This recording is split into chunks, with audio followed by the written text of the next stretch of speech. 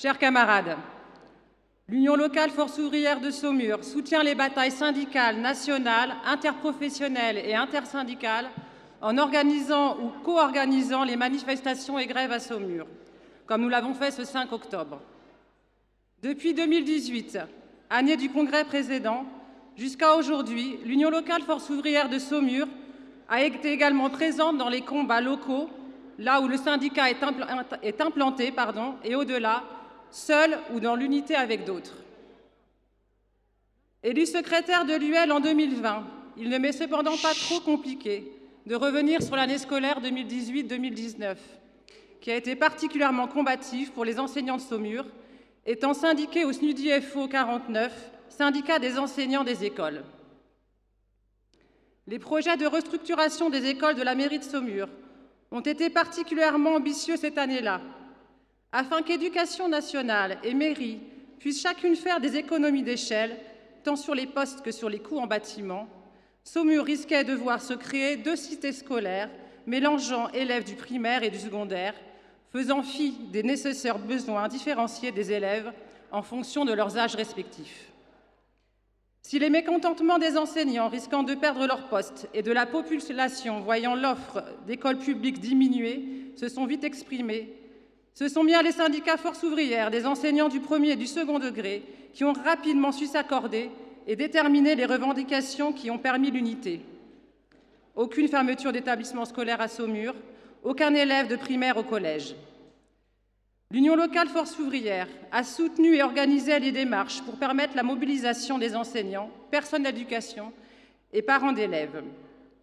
Nous avons obtenu la satisfaction pour les 2 revendications avec le soutien de la FNEC à Paris. Les liens entre le SNUDIFO 49 et le SNFOLC 49 se sont renforcés au terme de cette bagarre, ce qui a permis d'intégrer une militante du SNFOLC au bureau de l'UL. Mais cela a également contribué au rapprochement des unions locales Force ouvrière et CGT, celle-ci ayant rejoint de sa propre initiative les rassemblements que nous organisions. Ce soutien a jeté les bases d'une collaboration qui n'a fait que se renforcer par la suite, notamment contre la réforme des retraites.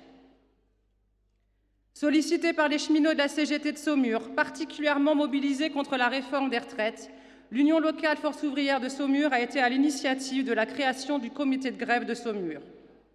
Ce comité, qui se réunissait régulièrement, a par la suite organisé et structuré toute la mobilisation dans le Saumurois pour l'abandon du projet Macron de Levoix. Manifestations, réunions, communiqués de presse, audiences en préfecture et auprès des 2 députés des circonscriptions.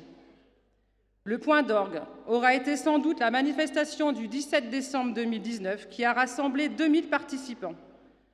Ce comité a été le cadre de discussion des militants de divers syndicats, de diverses professions, de non-syndiqués et des Gilets jaunes. Aujourd'hui, ces liens sont encore visibles et solides. À Saumur, comme ailleurs, la précarité est en forte hausse.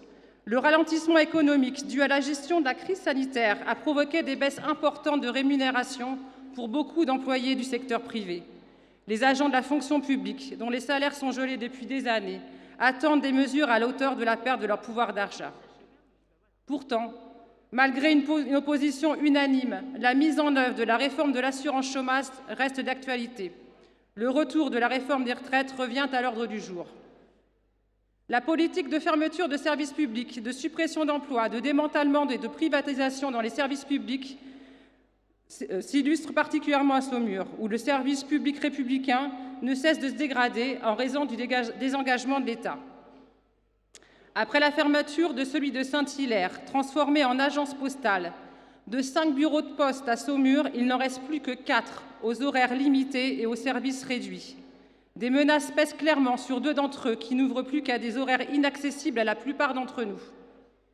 Le nombre d'écoles publiques et de classes est en baisse permanente. Des fusions d'écoles sont d'ores et déjà annoncées dans la presse à Saumur. Le nombre de remplaçants, de postes, de structures spécialisées est insuffisant. Nous ne sommes qu'au début de l'année scolaire et déjà des classes se retrouvent sans enseignants pendant plusieurs jours. Dysfonctionnement et menaces de fermeture pèsent toujours sur les collèges publics, soumis à des exigences d'économie de poste. Depuis 2018, le nombre de guichets à la gare est passé de 3 à 1. Aujourd'hui, le dernier est toujours menacé de fermeture malgré les résistances syndicales. Les unions locales Force ouvrière et CGT font signer une pétition pour demander le maintien, mais également la réouverture des services publics qui disparaissent à Saumur. Force ouvrière et la CGT vont demander à être reçus par le maire ainsi que par le sous-préfet. Les victoires, les avancées et les combats locaux évoqués paraissent bien anecdotiques face au rouleau compresseur que représente la politique gouvernementale. Mais s'articulant aux combats nationaux, elles permettent à chaque fois de cimenter les liens entre syndicats Force ouvrière à travers l'Union locale de Saumur et à celle-ci de se renforcer, de peser dans la discussion sur la détermination des revendications, d'obtenir satisfaction parfois. Le bureau se tient mensuellement. Des syndicats présents dans le Saumurois se réunissent régulièrement dans les locaux de l'UL. Les implantations de Force ouvrière sont surtout présentes dans le secteur public où elles doivent continuer à se renforcer. C'est de toute évidence vers le secteur privé que doivent porter nos projets de développement. Je pense tout particulièrement à des secteurs comme ceux du tourisme et du vin, qui, en plus de faire du Saumurois un endroit où il fait bon vivre, malgré tout ce que j'ai évoqué, représentent de nombreux emplois et donc de nombreux salariés qu'il nous faudrait organiser. La tâche est immense, mais nous pouvons toujours compter sur l'aide de l'Union départementale Force ouvrière de Maine-et-Loire et particulièrement de sa secrétaire qui nous apporte régulièrement son soutien par sa présence. Vive l'Union départementale Force ouvrière de Maine-et-Loire, vive la Confédération Force ouvrière, vive le syndicalisme libre et indépendant.